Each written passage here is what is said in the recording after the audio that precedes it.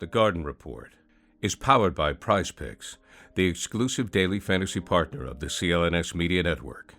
Hey, Buddy Manning here. Welcome back to practice. Josue Pavon aboard this time, and we're talking Kyrie. Had to bring you on. Oh, Kyrie's back. It's official, everyone. You covered those years, Josue. You were here for 2019, 2018. Sure was. You remember what it was like, the turmoil, the drama.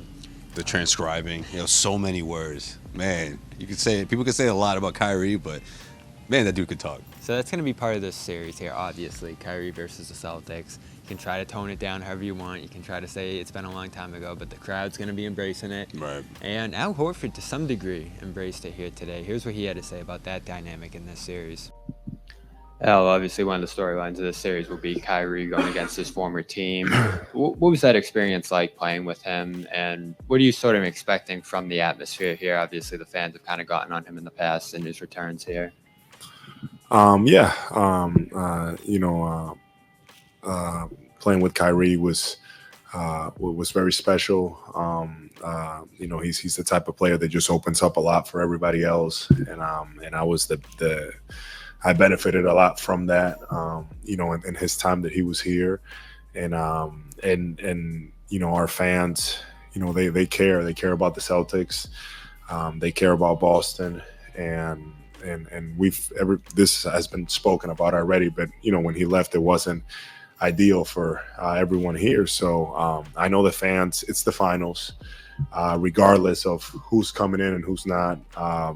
It's going to be lively. It's going to be exciting. It's going to be loud. TD Garden's going to be ready to go, and it's those environments that that you want to play in.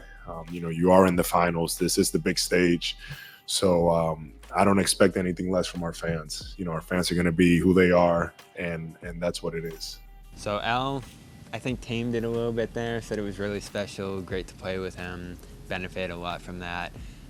But he also sort of gave the crowd free license there to be who they are, Right. Go after them, be the Boston fan base that they are. And I don't think they need permission for that, but it was funny to hear Al say that. It was coming from Al, right? But like he said, man, you can't really tame this type of beast, right? The Boston Celtics fans at TD Garden, NBA Finals back on Causeway Street, and Kyrie Irving's there to welcome the fans. So yeah, I'm expecting that type of hostility.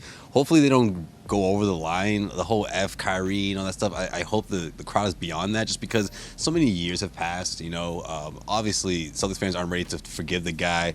Kyrie's been on record to say, look, I get why they boo me, why they're still upset, so there's still going to be that energy.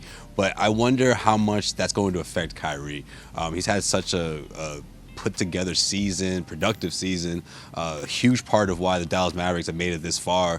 And one of those years where you just didn't really hear much of controversy, right? Which has been it's been a while, right? I feel like every year or so there's that one thing that pops up, and ever since he joined Dallas, I guess we all sort of had that sense that this is sort of like one of his last chances, so to speak, and I felt like he really took full advantage of that, playing with Luka Doncic and just being putting everything in the past behind him and looking forward, and it's been nothing but positivity. So I wonder how, again, the crowd here in Boston at TD Garden, NBA Finals atmosphere, how much that affects him, because it certainly did in the past, and it wouldn't shock me if it happens again. What was it like? Al said it was special. It was, important that he opened up to them, and Horford said he benefited from that.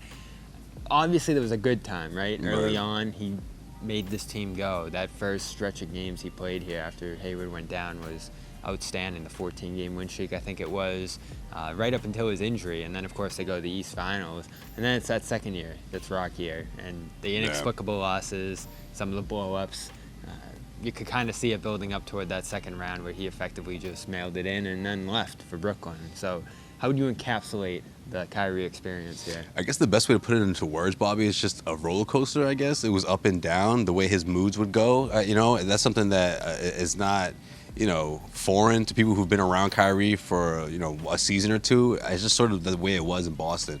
Some days he was the complete opposite in terms of chipper, upbeat, joking around with his guys, and other times he just wanted to be by himself, wanted to be alone. I know he was going through a lot, at least we've heard throughout his personal life, specifically that second year in Boston. But yeah, there were bright times as well, though. Guys when they put together wins. He put on a hell of a show. I mean, no one's going to ever take away what he means to the sport of basketball and how he was a wizard with that ball when he was healthy, of course. So it was a fun show to watch, entertaining. You know, if you're a big basketball fan. But obviously the good came with the bad as well. The mood swings, the way he would handle certain questions, defensive at times. You know, the notion of I have to take on this responsibility of molding these kids and all that. I think sometimes it rubbed people the wrong way, especially people covering the media. So you kind of got a balance of the good and the bad throughout the coverage, you know. But all in all, I think the Celtics team, especially guys like Tatum and Brown, they've moved on. You know, they've clearly shown that throughout the last couple of years. Specifically, that year they knocked out the Nets in the first round. I think that was very significant for them in their growth, especially for Tatum and Brown, who essentially, you know, took over as leaders of this organization when he was that guy alongside Gordon Hayward and of course to a big extent Al Horford. So to hear Al say that doesn't surprise me, but I'm sure if he was completely honest, it's a loaded question. I'm sure there's a good and the bad that goes with that answer for sure. Yeah, and we're just dipping our toe into it. We're just getting started. Yeah, exactly. To talk about Kyrie in this series, especially if he says something or Celtics say something that kind of reignites that rivalry a little bit here. But there is respect from Boston toward Kyrie. Joe said even we're all villains in our own way when he got asked about that dynamic here in the series. Of course, great answer, by the way. Of course, he wasn't here during that Irving era, so we'll hear from Tatum, we'll hear from Brown on this in time. We'll have plenty of series preview coming your way throughout the week leading up to the finals here. Now that it's set, Mavericks Celtics NBA Finals. Our coverage is brought to you by PrizePicks. Go to prizepicks.com/CLNS. You get a deposit match up to $100. Go to Game Time for your seats throughout the series. Download the app, use the code CLNS to get a $20 discount on your first purchase. Terms apply over there.